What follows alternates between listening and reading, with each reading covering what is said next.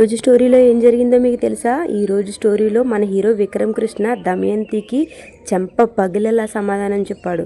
తను ఏం చెప్పాడో ఎలా చెప్పాడో తెలుసుకోవాలనుకుంటున్నారా? అయితే ఈ రోజు స్టోరీ చూసేయాల్సిందే. విక్రమ్ రాధ చేయి పట్టుకుని రాధని ఇంట్లోకి తీసుకొస్తూ ఉంటాడు. గుమ్మం ముందే బయట కూర్చుని ఉన్న పద్మమ్మ వాళ్ళిద్దరిని చూసి అలా ఎంతో సంతోషపడిపోతూ ఉంటుంది. పరుగున వెళ్ళి రాధని గుండెలకు హత్తుకుంటుంది. అప్పుడు విక్రమ్ కృష్ణ పద్మమ్మతో ఇలా అంటాడు, మీకు మాట ఇచ్చాను సాయంత్రానికల్లా తీసుకొస్తానని, చూసారా తీసుకొచ్చాను అని అంటాడు. దానికి పద్మమ్మ చాలా సంతోషిస్తూ ఉంటుంది. తర్వాత మన హీరో విక్రమ్ కృష్ణ తల్లి సునంద హారతి బళ్ళం తీసుకుని వీళ్ళిద్దరికీ హారతి ఇచ్చి మరీ లోపలికి ఆహ్వానిస్తుంది. తరువాత మన హీరో విక్రమ్ కృష్ణ ఇంకా హీరోయిన్ రాధలిద్దరూ ఒకరి చేతిలో ఒకరు చెయ్యి వేసుకుని లోపలికి వస్తారు. తరువాత మన హీరో విక్రమ్ కృష్ణ దమయంతితో ఇలా అంటాడు, అత్త నువ్విచ్చిన వారం రోజుల గడువు ఇంకా అయిపోలేదు కదా.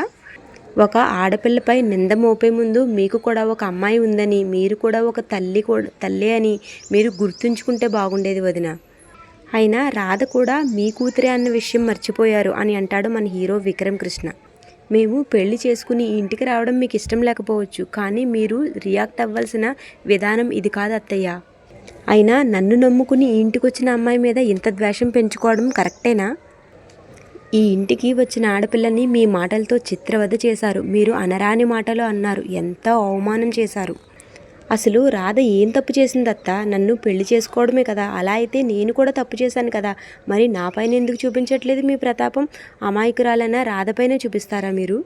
అయినా జరిగిన అసలు విషయం మీకు చెప్తాను వినండి అని మన హీరో విక్రమ్ కృష్ణ జరిగిన విషయం చెప్తాడు.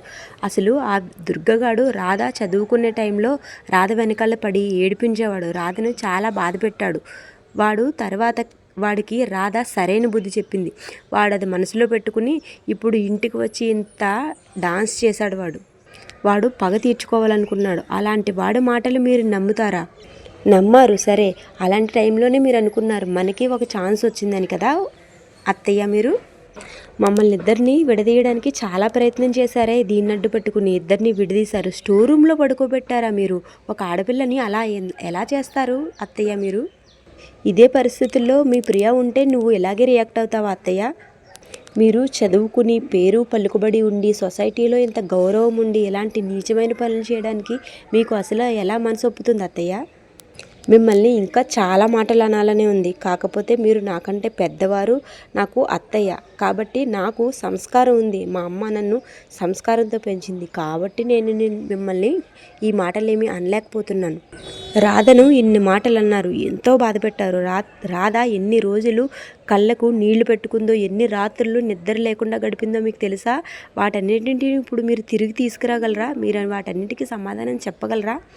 ఒక మాట అనే ముందు వెనక ముందు మంచి చెడు ఆలోచించుకుని మాట్లాడాలి అత్తయ్య. ఏది వస్తే నోటికి అది మాట్లాడేయకూడదు. రాధ పేదదే కావచ్చు, కానీ తన ఆత్మవిశ్వాసం ఇంకా అణుకువ చాలా గొప్పవి. అలాంటి అమ్మాయిని మీరు ఇలాంటి మాటలు అనడం సంస్కారం కాదు అత్తయ్య. రాధను చెడిపోయిందనగా మార్చడానికి మీరు చాలానే ప్రయత్నాలు చేశారు కదా. మీరు ఎప్పుడైతే రాధని ఇంత అవమానించారో అప్పుడే మీ పైన ఉన్న గౌరవం, ప్రేమ పోయాయి. మీరు నా మనసులో ఆకాశమంత ఎత్తు ఉండేవారు. ఆ ఎత్తు నుంచి మీరు అమాంతం పడిపోయారు అత్తయ్య అని తన అత్తయ్యకు సరైన మాటలతో బుద్ధి చెప్తాడు మన హీరో విక్రమ్ కృష్ణ. ఇక్కడే మన హీరో విక్రమ్ కృష్ణ ఇంకా ప్రియకు కూడా బుద్ధి చెప్పడానికి ప్రయత్నిస్తాడు. ప్రియ, నేను చెంపపై లాగిపెట్టి కొట్టచ్చు, కానీ ఒక్క చెంపదెబ్బతో సరిపోయే మనిషివి కాదు నువ్వు. నీలాంటి వాళ్ళకి 100 చెంపదెబ్బలైనా తక్కువే. నీకు రాధకి తేడా ఆ రోజు నువ్వు బట్టలు కాల్చినప్పుడే అర్థమైంది. రాధ బట్టలు కాల్చినావు కదా, అప్పుడే అర్థమైంది మీ ఇద్దరికి మధ్య ఉన్న తేడా.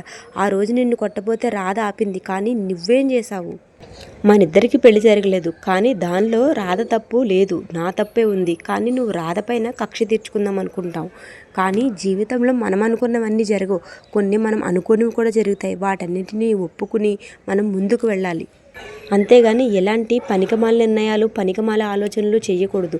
నువ్వు రేపు పెళ్లి చేసుకుని అత్తారింటికి వెళ్ళవలసిన అమ్మాయివి. అక్కడ కూడా ఇలాగే ప్రవర్తిస్తావా? నువ్వు కూడా ఆడపిల్లవే అన్న సంగతి గుర్తుపెట్టుకో ప్రియా అని మన హీరో విక్రమ్ కృష్ణ ప్రియని తిడుతూ ఉంటాడు. ఇదంతా పక్క నుంచి అందరూ చూస్తూ ఉంటారు. కానీ రామచంద్రయ్య మాత్రం అలా చూస్తూ విక్రమ్ మాటలకి ఆశ్చర్యపోతూ ఉంటాడు. ఇక్కడే మన హీరో విక్రమ్ కృష్ణ మరిన్ని మాటలు అంటాడు. ఇంట్లో అందరి బంధాలు దూరమయ్యాయి, అన్నా చెల్లెళ్ళు కూడా విడిపోయారు, పెద్దవాళ్ళు మౌనంగానే ఉంటారు, ఏమీ మాట్లాడరు, తల్లి కూతుళ్ళ మధ్య పచ్చగడ్డి వేస్తే బగ్గుమంటుంది. ఇది అసలు ఇల్లేనా? ఇల్లంటే ఎలా ఉండాలి? ప్రేమ ఆప్యాయతలతో ఉండాలి. ఇది బస్ స్టాండ్ లాగో రైల్వే స్టేషన్ లాగో కనిపిస్తుంది నాకు అని ఎన్నో మాటలు చెప్తాడు మన హీరో విక్రమ్ కృష్ణ. ఇక్కడే తన మావయ్య రామచంద్రయ్యని పిలిచి, మావయ్య నువ్వు ఇలా సైలెంట్గా ఉంటున్నావు, అధర్మానికి ఎదురు తిరగకపోవడం కూడా సరైన అధర్మమే మావయ్య, నువ్వు ధర్మం వైపు నిలబడు, అధర్మం వైపు మౌనంగా నిలబడకు, నువ్వు నిజానికి అబద్ధానికి తేడా కూడా తెలుసుకో మావయ్య అని రామచంద్రయ్య కూడా చెప్తాడు మన హీరో విక్రమ్ కృష్ణ. ఇలా మన హీరో విక్రమ్ కృష్ణ ఇంట్లో ప్రతి ఒక్కరి పేరు పలుకుతూ ప్రతి ఒక్కరు చేసే తప్పుల్ని వాళ్ళకి చెప్తూ వాళ్ళని కలిపే ప్రయత్నం చేస్తాడు. అలా ఇంట్లో వాళ్ళందరికీ బుద్ధి చెప్తాడు మన హీరో విక్రమ్ కృష్ణ. ఇక రేపటి స్టోరీ కూడా సింపుల్గా చెప్పేస్తాను, వినండి. రేపటి స్టోరీలో మన హీరోయిన్ మహాలక్ష్మి మన హీరో విక్రమ్ కృష్ణ తాగి పడిపోయి ఉంటే తన మనసులో మాటలు చెప్తుంది. అప్పుడు విక్రమ్ కృష్ణ కూడా మన మహాలక్ష్మికి ఐ లవ్ యూ చెప్తాడు. అసలు ఇదంతా ఎలా జరిగింది, వీళ్ళకి ఐ లవ్ యూ చెప్పడం ఏంటి, ఇలాంటి మరిన్ని ఇంట్రెస్టింగ్ విషయాలు టీవీలో కంటే ముందే తెలుసుకోవాలంటే మన ఛానల్ని సబ్స్క్రైబ్ చేసుకోండి. టీవీలో కంటే ముందే వచ్చే స్టోరీస్ అన్నీ మన ఛానల్లో చూసేయండి. ఈ వీడియో మీకు నచ్చితే ఈ వీడియోకి ఒక లైక్ చేయండి, షేర్ చేయండి, మన ఛానల్ని సబ్స్క్రైబ్ చేసుకోండి. Thank you so much for watching.